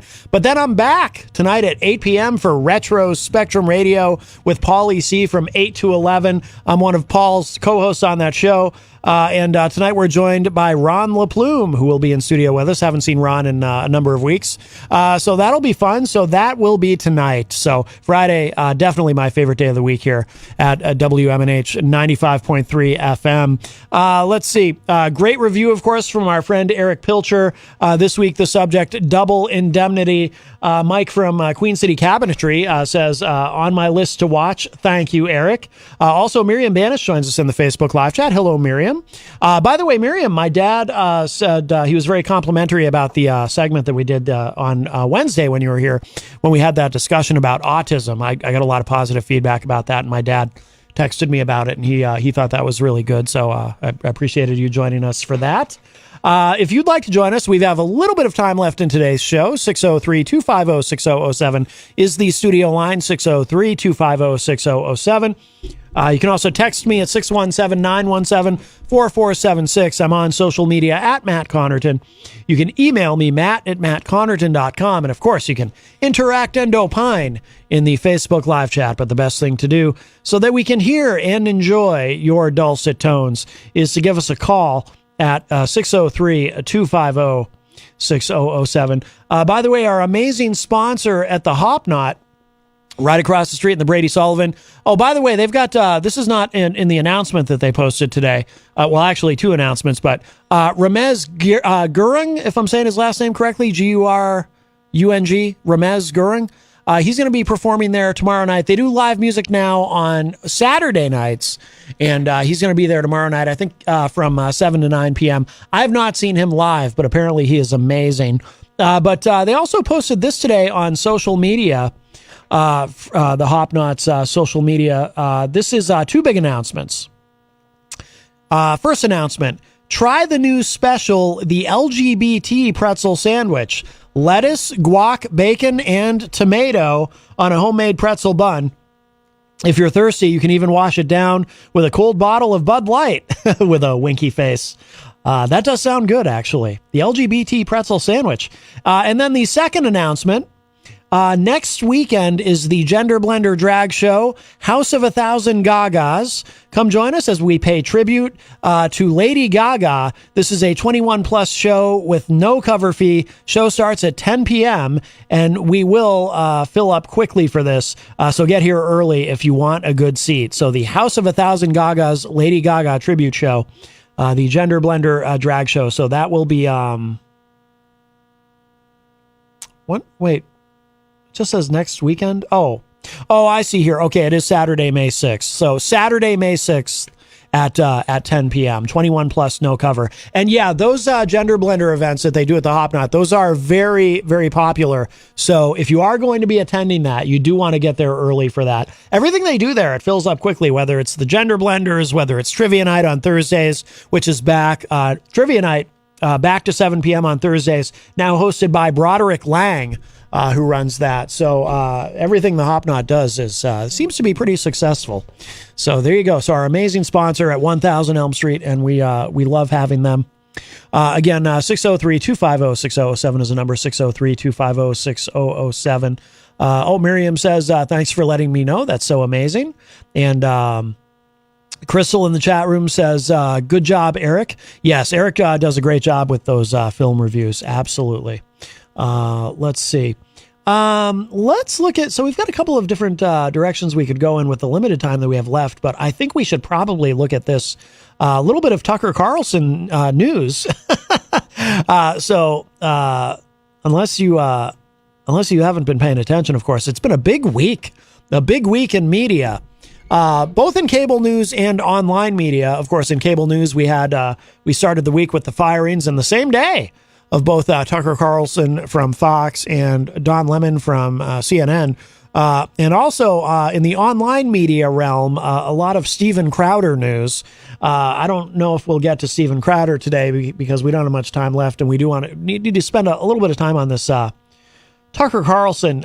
This is quite remarkable. Apparently, we still don't know for sure the reason for his firing.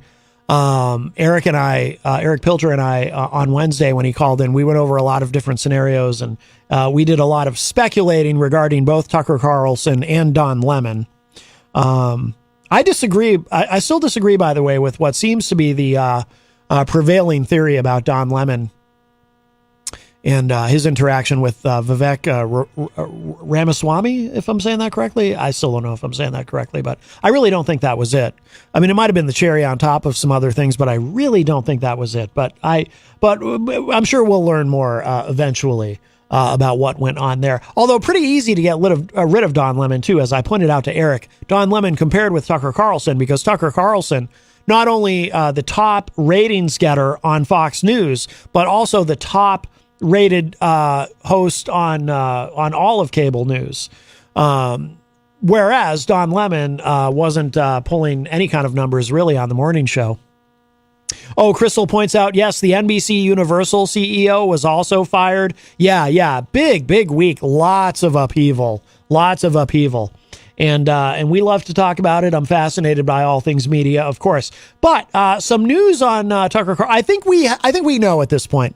I think we know what really happened with Tucker Carlson. It wasn't it wasn't directly because of the Dominion lawsuit. Tucker Carlson had done something that in no company would be tolerated. Anybody would be fired for this. Apparently, he was making a lot of comments about management, some of them rather profane. And, listen, anything that you do in this world, in the modern world, leaves some sort of a digital footprint, right? So, if say you're texting to a coworker about your boss, something really unpleasant and inappropriate about your boss, you might think you're just texting it to your coworker, but other people might ultimately find out about it.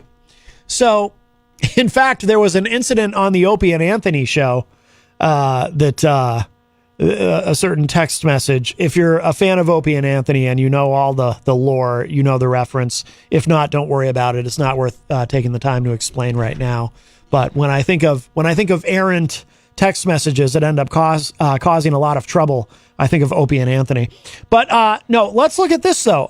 So this is from thehill.com. This is being reported everywhere, of course. But Tucker Carlson's disparaging comments about Fox leaders led to his ouster, according to a new report.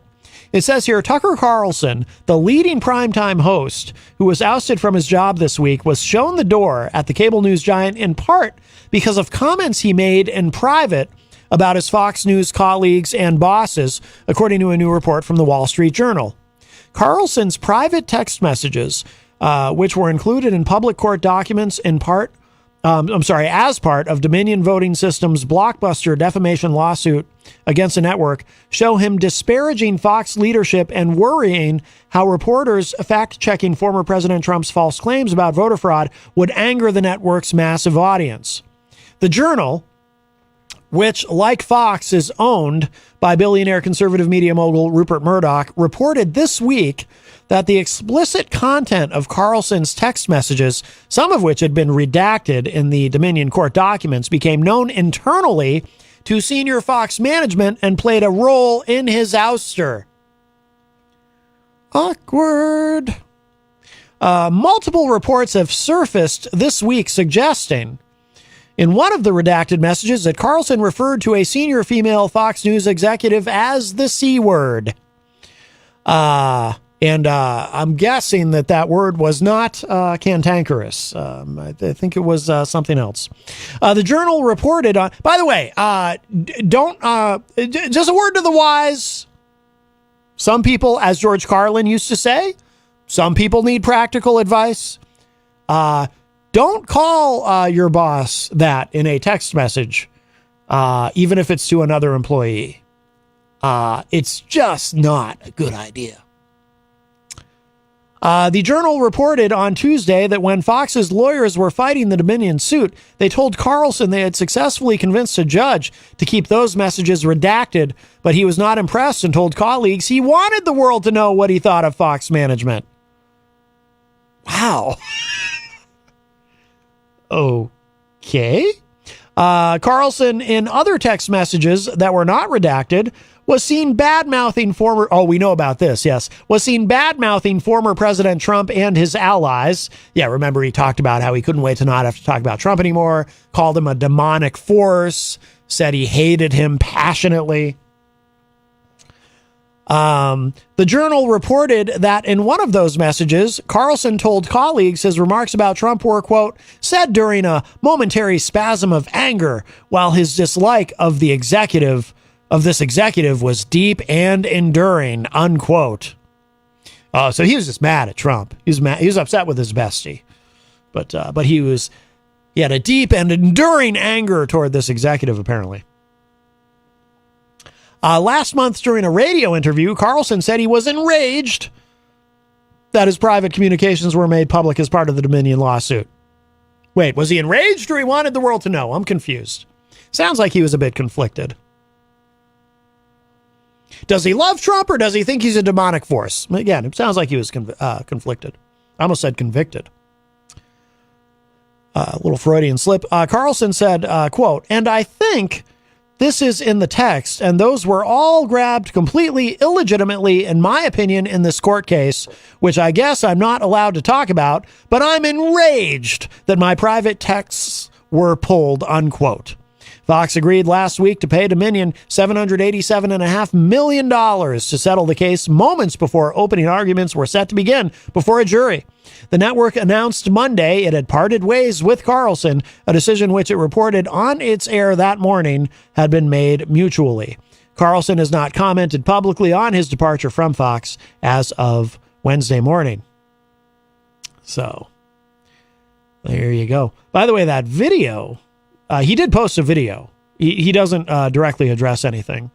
But he did post a video just talking about it on his, in his time off, which he just got fired this week. But he did post a short video, and apparently it netted 57 million views in less than 24 hours. It says here a short video message posted by former Fox News host Tucker Carlson following his ouster from the network had racked up more than 57 million views on Twitter as of yesterday afternoon. Carlson's cryptic 2-minute message was posted around 8 p.m. Wednesday. He did not directly address his sudden departure from the network or plans on the future.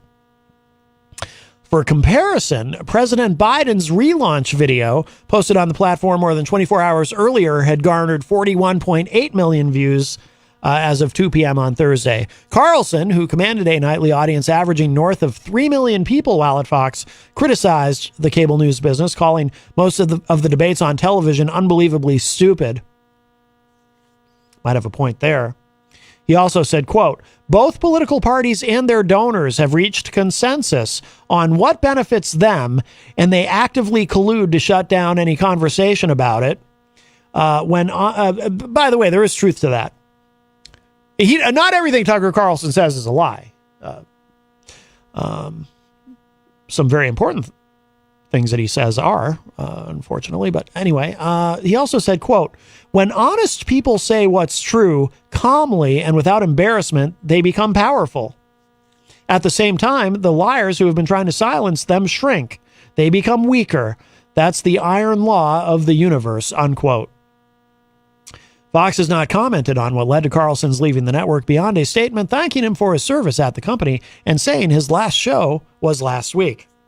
Multiple reports have surfaced this week suggesting the explicit content of Carlson's text messages, which were pulled as part of the defamation suit Dominion Voting Systems brought against Fox, became known to top executives at Fox and led to his ouster.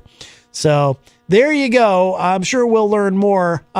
Crystal says in the chat room, wasn't Tucker one of the reasons Shepard Smith left Fox? That sounds familiar. I certainly remember Shepard Smith. I was a fan of his. For a long time, I thought Shepard Smith, he might be one of the few people there.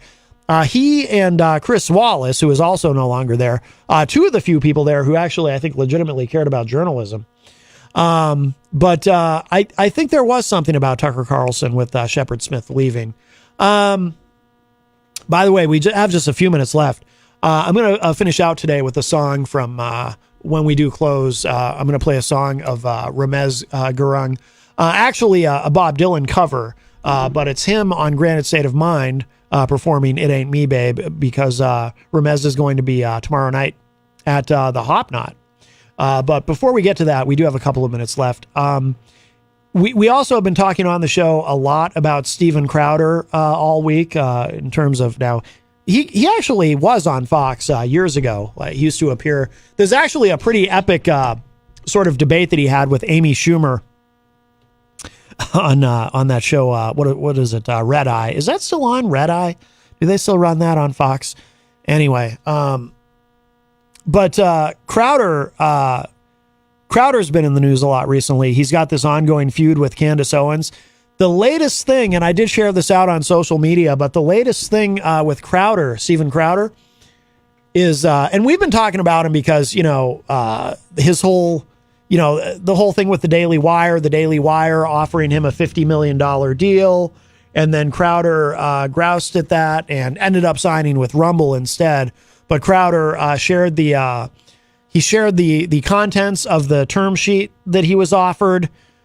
He kept saying it was a contract. Apparently it was actually just a term sheet, and how this was unacceptable, and how the Daily Wire was actually just cozying up to big tech.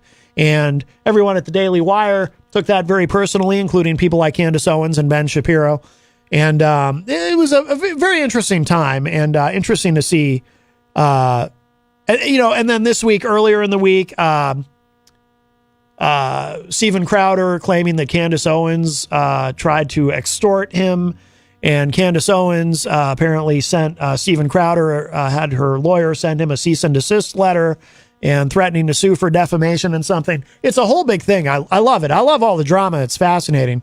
But the latest thing, and this gets dark, but now a video has appeared online from a couple of years ago, because, Crowder and his wife, Hillary Crowder, are divorcing. And Crowder made a statement about it recently on his show and kind of took some shots at his wife in the statement, like saying that he picked the wrong woman or something. Takes no responsibility himself, of course, blames it all on her. But then there's a video that was released. Apparently it had come out in divorce court, of, you have Ring cameras, and people often have Ring cameras on, at their front door, where their doorbell is. There's a Ring camera on there that records everything. So if someone tries to break into your house or steal a package off your doorstep or whatnot, they're recorded. Well, Crowder apparently had also a Ring camera for security reasons in his backyard, effectively, where the pool is, outdoors. And this Ring camera caught an interaction that Steven Crowder was having with his wife, who at that time was 8 months pregnant. And it's about, a 3-minute video. It's fascinating to watch, but in a very dark way, because it's essentially 3 minutes of Steven Crowder verbally abusing, in a truly just malevolent and maniacal way, verbally, no physical abuse, but verbally abusing his wife. And it's weird, sort of almost like a caricature of the patriarchy, in terms of he's saying things to her like, you refuse to do your wifely duties and things like that. And the only way to, you need to respect me and obey me. It's wild. It's nuts. And Crowder's public image seems to be deteriorating rapidly, because now Candace Owens put up a video calling Steven Crowder a monster. And I don't often agree with Candace Owens, but I agree with Candace Owens on this. He's really and apparently too, there's an accusation that, he had major surgery. Steven Crowder had major surgery. Candace Owens is claiming that Crowder lied about that, and it was actually an elective surgery. It was cosmetic. It's very, very weird stuff, but check it out online if you're curious. Steven Crowder, wow, that guy. That guy's a piece of work. But he's got that cushy deal at Rumble. So shed no tears for him. All right, we got to go. We are out of time. I'm going to close out with this Remez Gurung performance from Rob's show from a number of years ago on Granite State of Mind. Him performing the Bob Dylan cover, It Ain't Me, Babe. It's really good. It's really good. But Remez is going to be tomorrow night at the Hop Knot, beginning at 7 p.m., performing live, our amazing sponsor. They got a lot going on. We got a lot going on here. Of course, Fridays, our big day. I will be back. Big day of the week, I mean. I don't mean this Friday is especially a big day, but I just mean it's a big day. Fridays are big here. Busy. I'll be back tonight for Retrospectrum Radio with Pauly C from 8 to 11 p.m. Always a good time. Look forward to that. And I hope to see some of you fine folks in the Facebook live chat for that show, as you often are, and we appreciate that. And if you missed any part of today's show, it will be up in just a little bit at WMNHradio.org and at my website, MattConnarton.com. That's it. I got to go. I leave you with this. Ramez Garung and his cover of It Ain't Me, Babe, as performed on Rob Azevedo's Granite State of Mind.